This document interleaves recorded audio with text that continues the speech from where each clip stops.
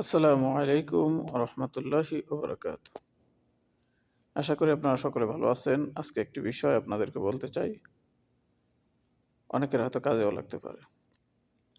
আপনি হয়তো কোথাও দাওয়াতে গিয়েছেন, দাওয়াতে যাওয়ার পরে দেখলেন ওই বাড়িতে ছোট ছোট বাচ্চারা বা তারা কি করছে, আপনার সাথে তেমন ভালো ব্যবহার করছে না বা আপনাকে পর্যাপ্ত সম্মান দিচ্ছে না। তাহলে আপনি দুইটা জিনিস ধরতে পারেন।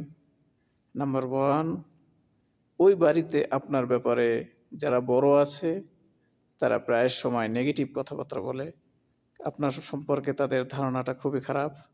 আপনাকে তাদের বাচ্চাদের সামনে ভিলেন বানানো হয়েছে, এই জন্য বাচ্চারা আপনাকে ওই পর্যাপ্ত সম্মান দিচ্ছেন। এমন একটা হতে পারে।